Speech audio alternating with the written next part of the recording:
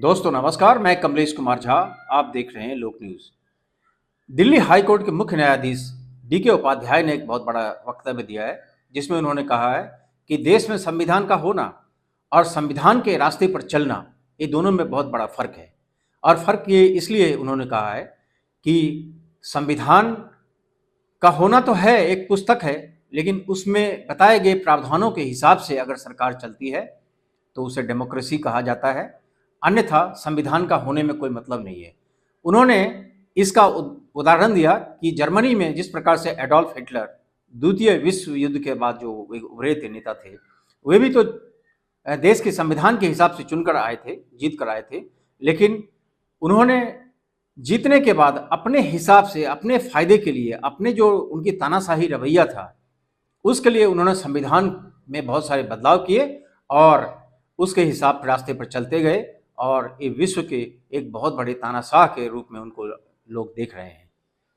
क्या डीके उपाध्याय ने आज के संदर्भ में ये बात कहा? आज की सरकार मोदी सरकार है जो संविधानों में जो फेरबदल करती जा रही है, अपने हिसाब से अपने नियमों को बदलते जा रही है, क्या उसको उसमें इंगित किया उन्होंने? क्योंकि जुडिशरी एक बहुत बड़ा एक स्तंभ है, हमारे देश का 4 स्तंभ जो लोकतंत्र के हैं उसमें एक बहुत बड़ा स्तंभ है जुडिशरी। अगर सारे के सारे स्तंभ चरमरा जाए तो भी जुडिशरी पे लोगों को विश्वास है कि ये ठीक से चलता रहेगा। परंतु हाल ही में आपने देखा कि सुप्रीम कोर्ट के निर्णय के बावजूद, यानी मुख्य चुनाव आयुक्त के जो नियुक्ति थे उसके ऊपर जो उन्होंने फैसला दिया था कि एक इसकी कमेटी बनेगी जिसमें प्रधानमंत्री खुद रहेंगे, एक विपक्ष के नेता रहेंगे और एक सुप्रीम कोर्ट का चीफ जस्टिस रहेगा, और ये 3 लोगों की कमेटी बनेगी और मिलकर वो मुख्य चुनाव आयुक्त का अपॉइंटमेंट करेंगे, नियुक्ति करेंगे। लेकिन इस फैसले के बावजूद मोदी सरकार ने पार्लियामेंट में एक बिल के तहत इस नियम को बदल दिया और अब 3 लोगों की कमेटी है जिसमें प्रधानमंत्री खुद हैं, एक विपक्ष का नेता है एज यूजुअल, लेकिन सुप्रीम कोर्ट के चीफ जस्टिस के बदले में उन्होंने अपने मंत्रिमंडल के एक साथी को लेना पसंद किया और पार्लियामेंट में एक संशोधन के तहत उन्होंने इस नियम को बदला। और यह कमेटी जो हाल ही में आपने देखा कि राजीव कुमार जो मुख्य चुनाव आयुक्त थे, उन्होंने क्या क्या काम किए, उनके ऊपर बहुत बड़े दाग लगे हैं महाराष्ट्र के चुनाव में खासकर, और हरियाणा के चुनाव में उन पर ये आरोप है कि उनके मुख्य चुनाव आयुक्त रहते हुए बहुत बड़े जो वोटर्स लिस्ट में उसमें फेरबदल किए गए, बहुत लोगों के नाम काटे गए, बहुत एडिशन किए गए। तो एक निष्पक्ष चुनाव पर लोगों को शंका हो गया है आजकल, और ये बहुत बड़ा देश के लोकतंत्र के लिए बहुत बड़ा खतरा तो अभी फिलहाल लोग कह रहे हैं। लेकिन मेरा ये कहना है कि चुनाव जो है जनता को बहुत बड़ा अधिकार दिया गया है, जिसके तहत वो अपने नेताओं यानी अपने रिप्रेजेंटेटिव को चुनते हैं और सरकार बनाते हैं। अगर वहीं पर इस प्रकार की कोई शंका हो तो ये देश के लोकतंत्र के लिए बहुत बड़ा ठीक नहीं है।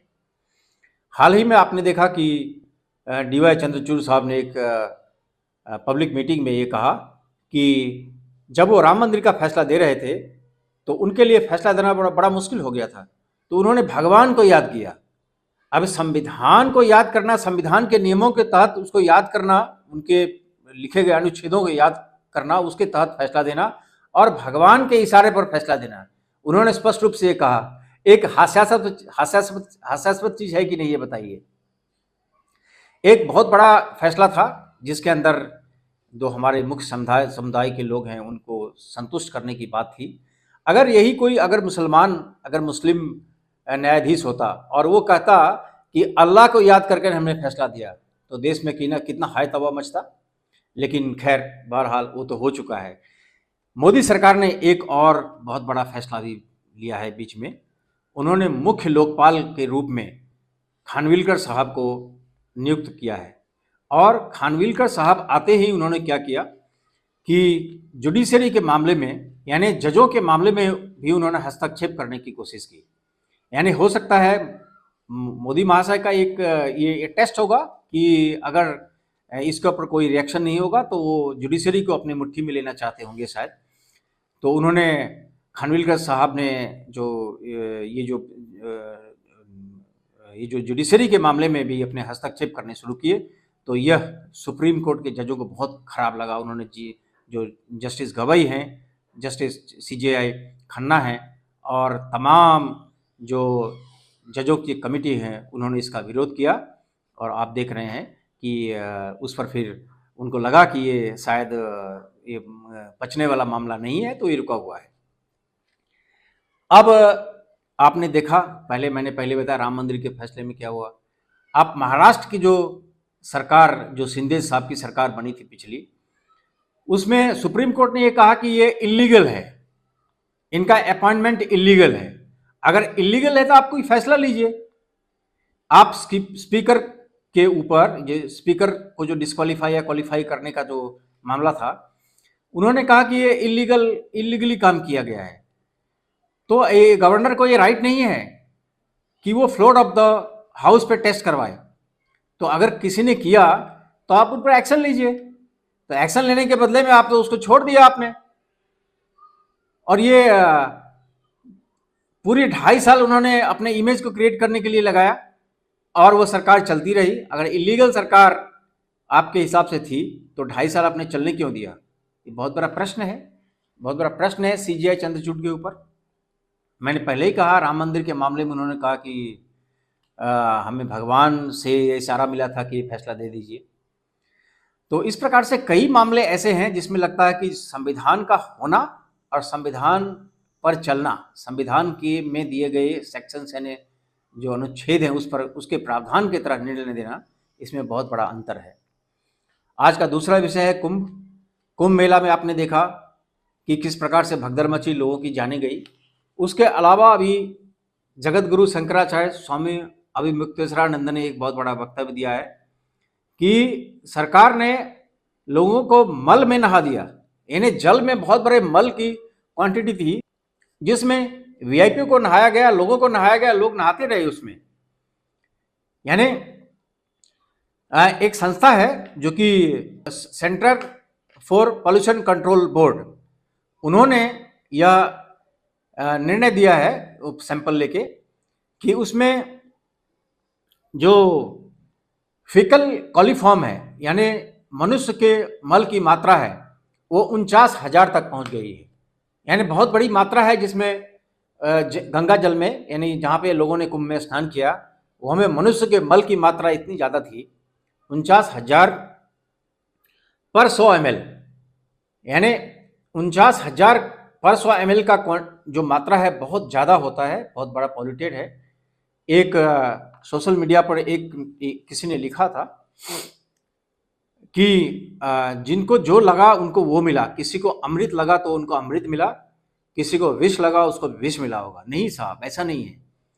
ये लैब में टेस्ट करके इसका पता लगाया जा सकता है कि उसमें मात्रा कितनी थी।